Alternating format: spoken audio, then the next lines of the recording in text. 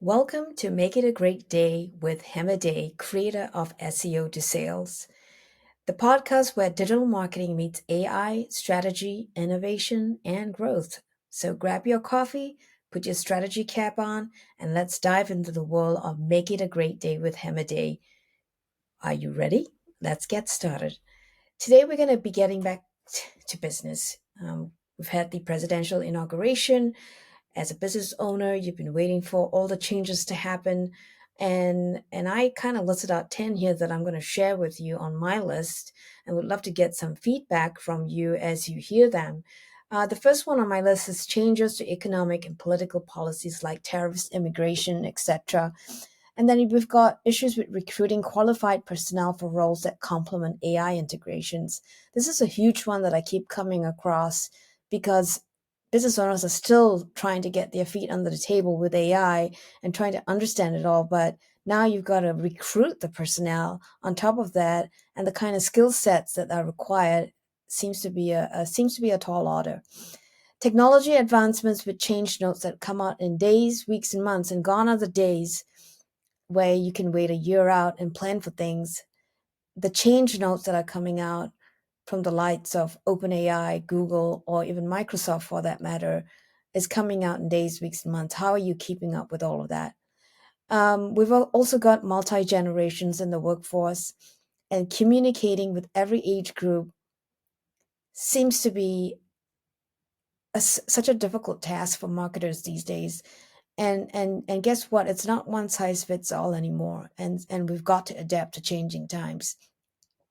There's a degrees. The fifth big thing that I see is also the degrees of divisiveness and the need to be sensitive, inclusive, and kind, so that you are able to get back to business. So make sure that you actually capture the entire market size and market share, without that bias, without being insensitive, without excluding anyone from your messaging and your branding and your content.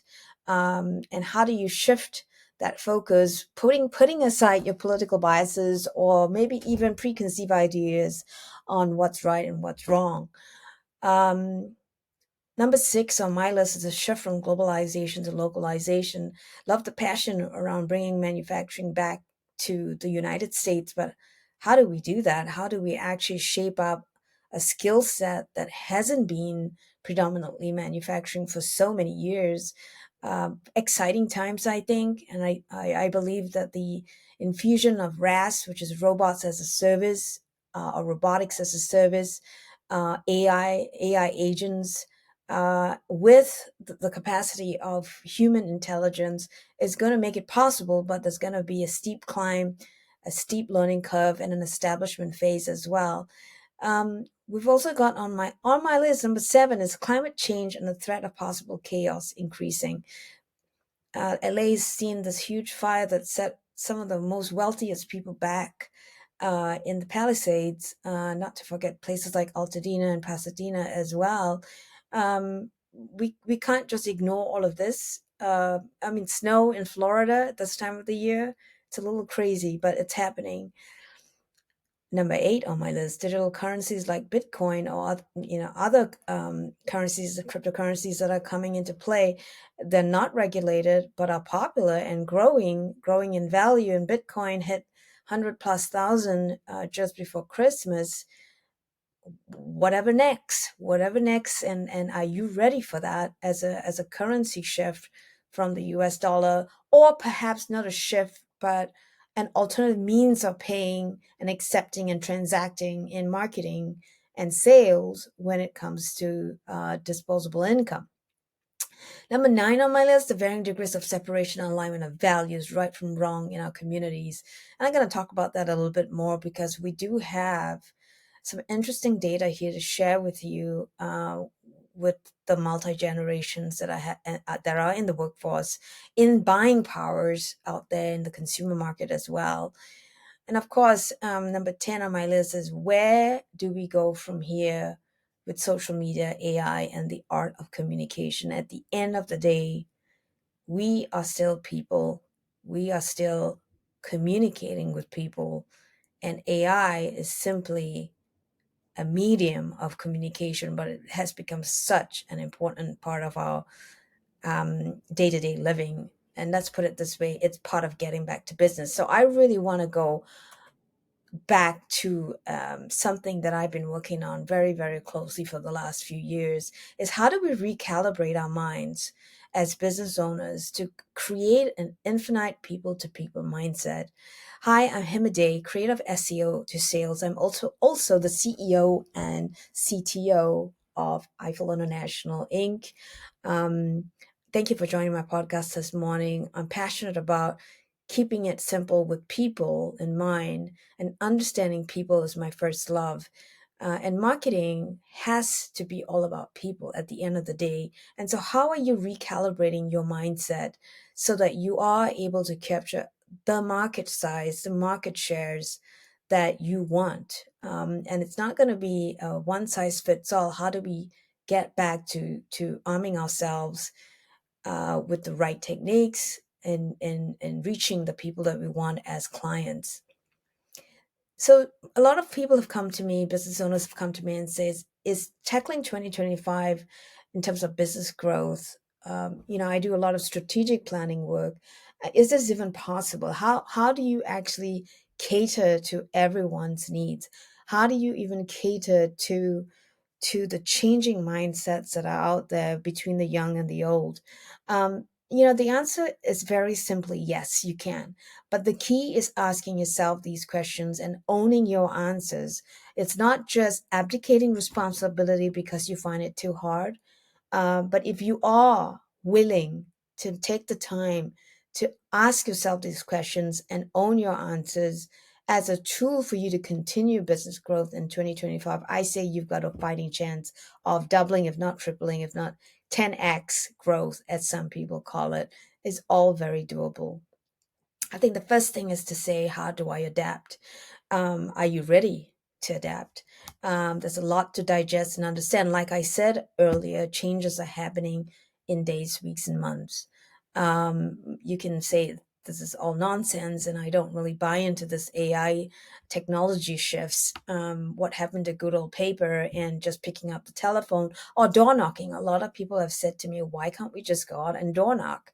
Um, Sorry, guys, this is yesterday's news. AI is here. AI is here to stay. AI is growing. And the next question that most people say is, do I really need to adapt? It has always been this way, and why change? The answer is absolutely yes. And if you don't change, you die. It's either adapt or die. Why can't others change and I stay in my ways? Hello Sunshine just doesn't work that way. And if you want to go to market thinking that way, I say start preparing for acquisition and get out, retire, and enjoy Hawaii or wherever you love as a vacation spot. Why can't we just all get along? We do all get along, but there needs to be a notion of respect. So when you put out communication out there, make sure you understand that a joke that you might think is funny may not be funny to somebody else, right?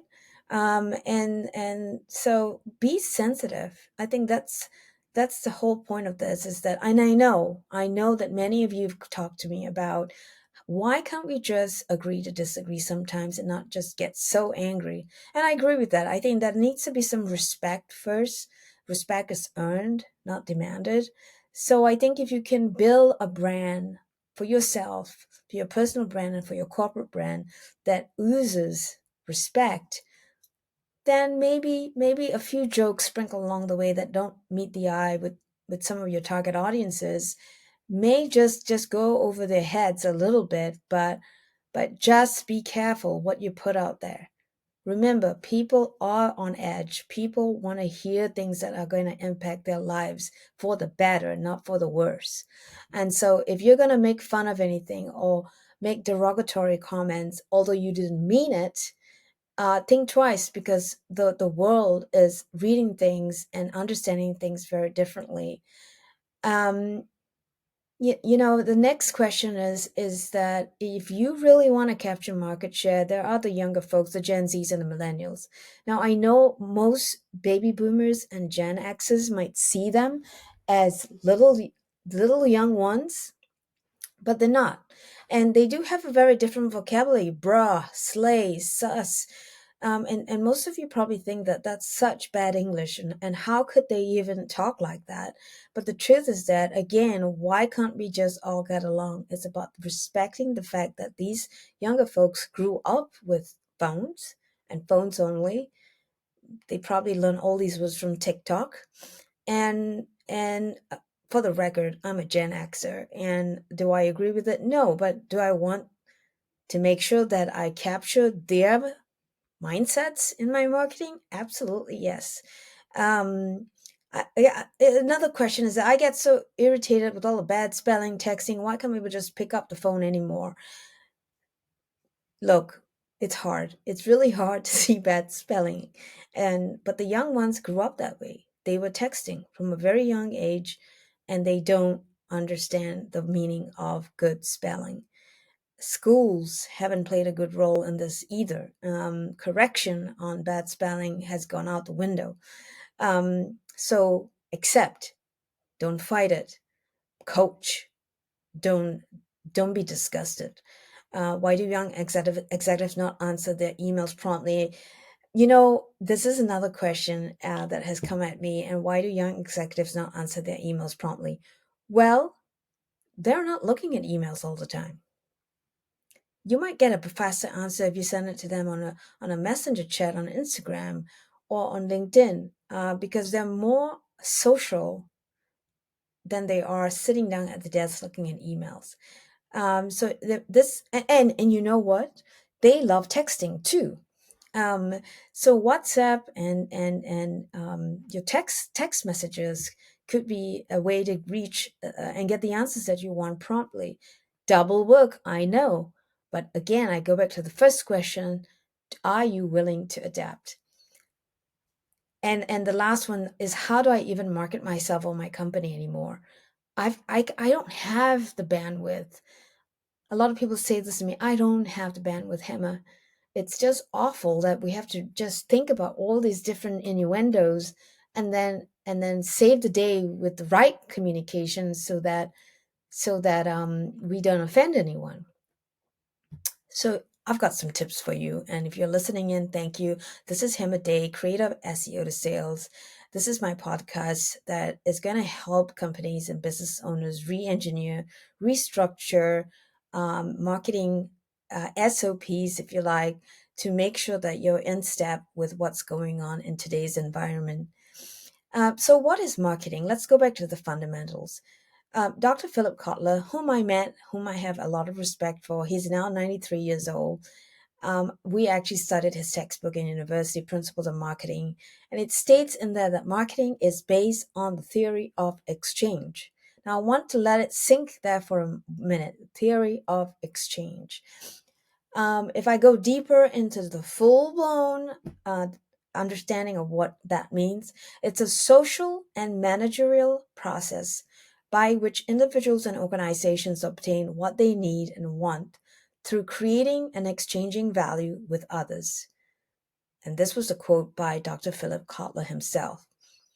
But in today's environment, if you want to look at this, what defines an exchange today? Now, this could mean an exchange with an AI bot, with an AI agent. It could be engagement on social media, email marketing campaigns, website content, phone calls, text messages, a referral if you are networking in an organization.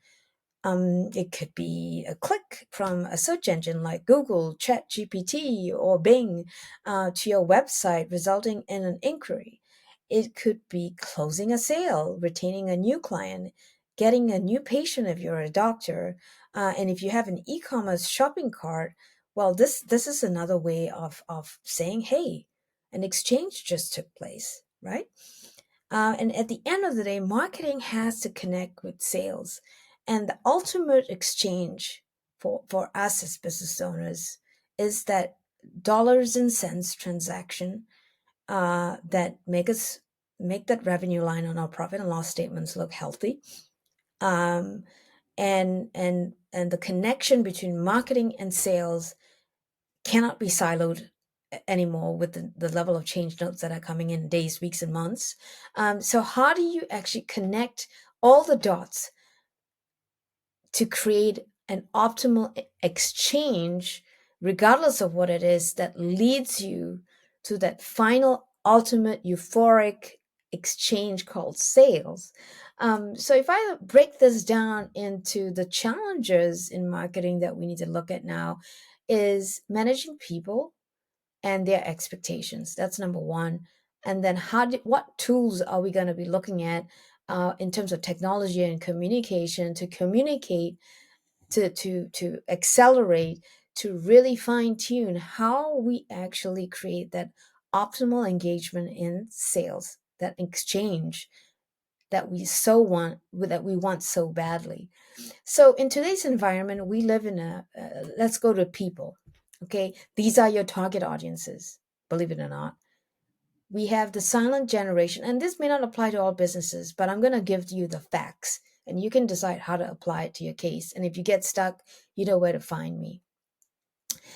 We can break down the silent generation, where the oldest person in that generation is 97 years old and the youngest is 80.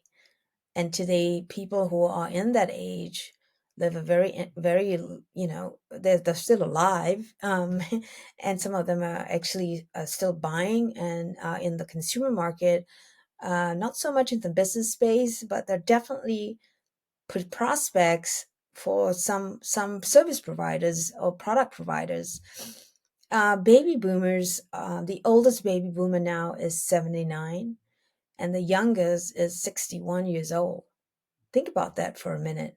For a while there, we were all thinking baby boomers were in their 50s, 40s, and 50s, but now the oldest baby boomer, let me repeat that, is 79, and the youngest is 61. And then after that, we've got the Gen X's. Hello, that's in my range. And the oldest age there is 60. 60. And then you've got the youngest at 45.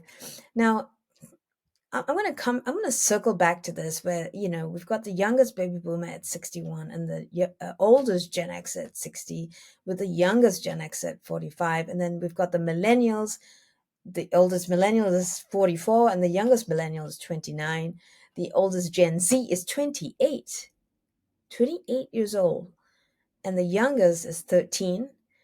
And then we've got the young ones, Gen Alpha. Well, the oldest one is 14 and the youngest is 1. And we've just come up with a new generation that are born this year in 2025 called Gen Beta. Now, what does this all mean? Every generation here thinks and buys differently, depending on who your target audience is. In about 4 years, we're going to see the exodus of baby boomers from the workforce. That would push millennials and Gen Zs right up there. In fact, some of them are already CEOs and purchasing managers, and they're doing very well. However, their buying behavior is very, very different. And I'm gonna say this, that the difference is not only in the consumer market, but it's also in the B2B space.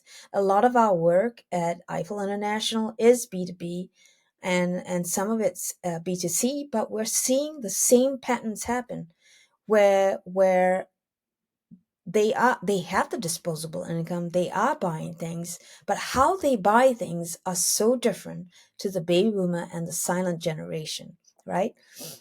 So if you have a retirement agency or maybe some agency where you give caregiving help, those 97, the baby boomer, the 61-year-old to the 97-year-old generation, which is the baby boomer and the silent generation, are going to be perfect target markets. But how do you communicate to these people?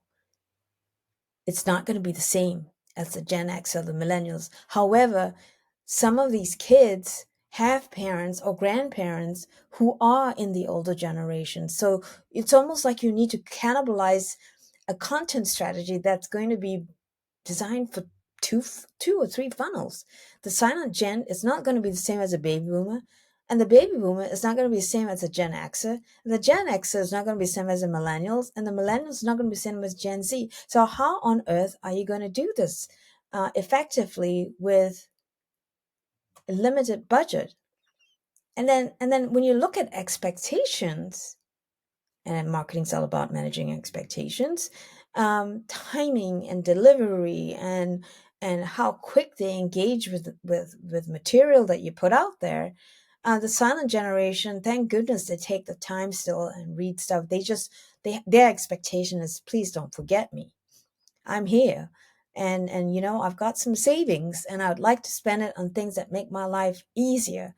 And the baby boomers, no rush. They're heading into retirement, or they are in retirement, the ones who are 65 plus.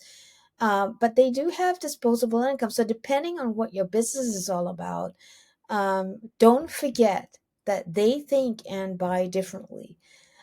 Gen X, a lot of them are in facts. They need the facts. They need to know what's going to save them money. A lot of them have college kids now.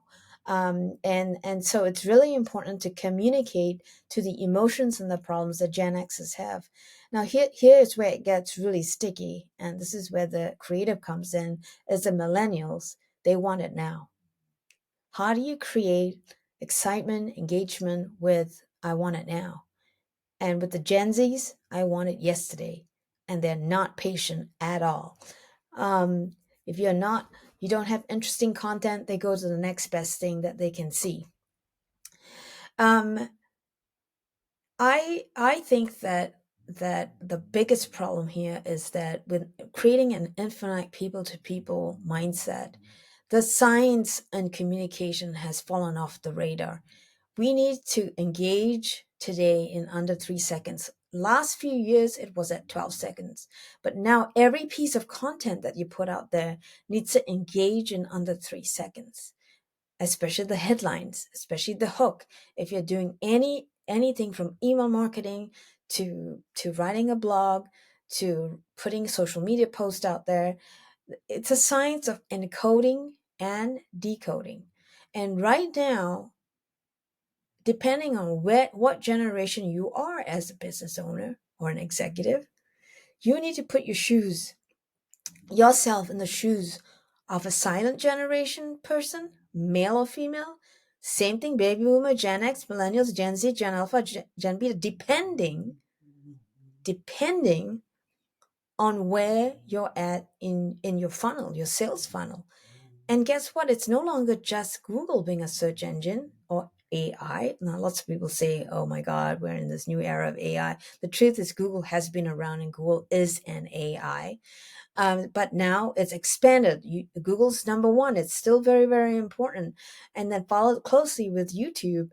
But every other LLM technology that's come out there now, LLM is large language modules, and that's something like ChatGPT, Perplexity, Claude, Microsoft Copilot, all of these social media platforms like LinkedIn, Facebook, Instagram, TikTok, they're all LLMs. And so they are all search engines, and they make changes to their algorithms within days, weeks, and months. Now, how do you ride on that and understand how people think, how to create that engagement in under 3 seconds, which is the most important thing here in the science of encoding and decoding to your target audience?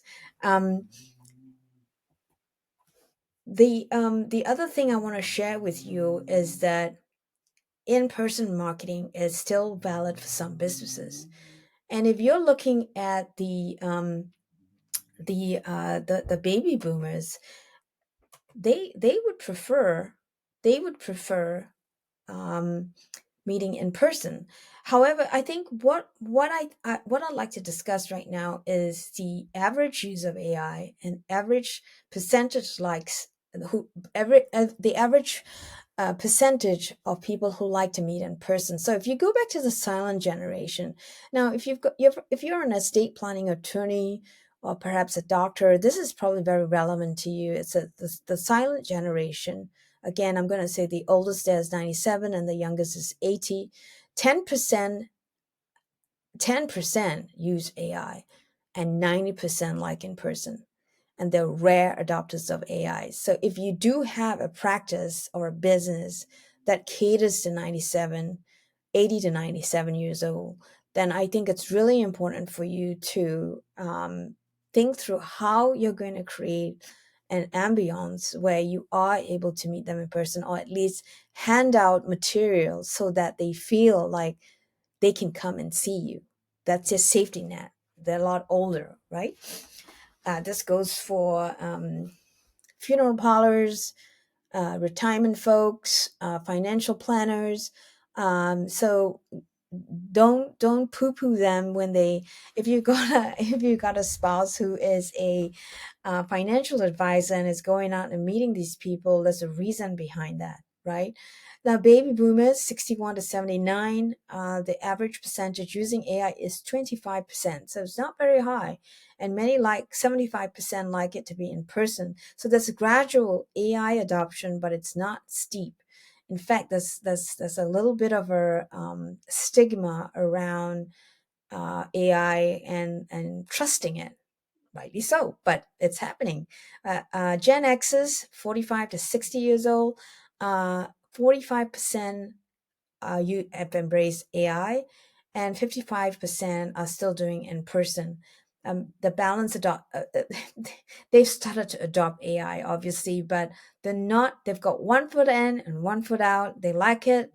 They don't trust it. They're still filling it out, and they're trying to learn to trust AI as part of their ecosystem.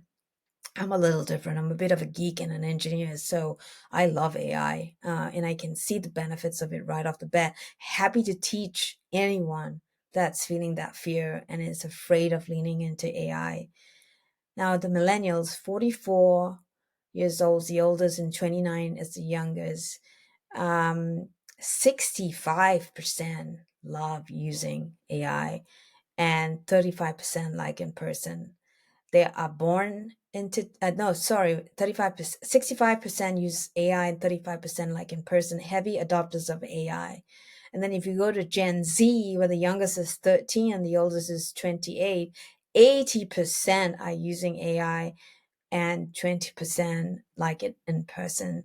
They're born into tech. They favor AI. They live and breathe AI.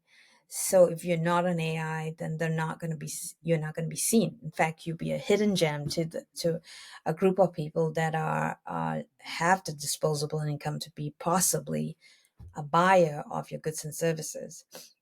And then Gen Alpha, the oldest is 14, and the youngest is 1. 90% they're using AI, and these are digital natives. I have a son in this category, and he very much is in. He doesn't watch the news or the television anymore. He's purely on short videos and learning about stuff that way. So there's a lot going on here, and along with all of that generation story, there is the combinations and the permutations around gender, ethnicity, race, culture, disposable income, the location in terms of like where people are located, different countries and cultures that come with that. Religion is another one, and knowledge levels, and education levels as well. So I think that there's much to be said about an infinite people to people mindset designed for business growth. Is that if you need to really truly define your target audience, the opportunity to reach multi generations is simply staring at you. Are you ready to grab this exciting opportunity, albeit very overwhelming? The opportunity to be visible is at an equal playing field. So you as a business owner have these platforms at your fingertips, and you can just drive this to whatever level you want it to be. And that's why it's an infinite opportunity for you to tap into and communicate with as many people as you want. The question is, are you willing to adapt? Engagement is under 3 seconds. I know it's a tall order. I struggle with it sometimes, but I'm building. It's like going to a gym and developing a new muscle. Um, But as a provider of solutions, you have equal opportunity to present, publish, and communicate with your entire target audience. In 2030, I've already said this, you're going to see the exodus of baby boomers from the workforce as they retire. Don't forget the Gen Zs and the millennials today, because they are in serious positions now as purchasing powerhouses, and they are able to be part of your studies in marketing, research, and buyer behavior. So don't ignore them.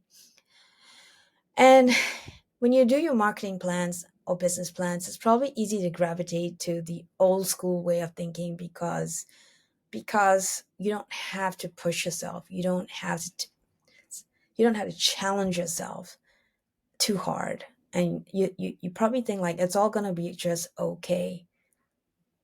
It's not going to be just okay. The Trump administration has just said that we're going to pump in $500 billion into the AI sector, which simply means AI is going to catapult forward. You need to get with the program, and I know it's daunting. I know that it's really hard if you don't understand tech, but surround yourself with people who are willing to share, willing to teach, willing to train your teams on these changing times. And we're here. I love teaching. My team love teaching. And if you don't have the capacity or the resource to hire talent, then we can come in and be that fractional team for you as well.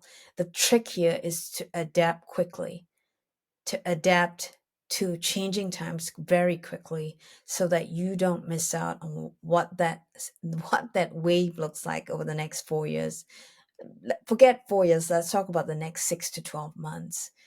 And the truth is, under the umbrella of infinite, how much do you want to grow your business? And that's a question that you need to ask yourself. If you're having trouble finding out how much you want to grow, or how to fill it up to full capacity, you know what? Sometimes talking to an external person like myself or my team could just shed some of that burden off your shoulder, to give you perspective, to give you what possibilities there are for you. And let me tell you this, if you set your mind to it, it's an infinite sky limit of possibilities. The question is, are you ready for that growth? Thank you for joining me this morning on Make It a Great Day with Hema Dey, creator of SEO to Sales, the podcast where digital marketing meets AI, strategy, innovation, and growth. I hope you enjoyed my session this morning. Please subscribe, share this link with people so that they can come here for some free advice. Thank you and good morning.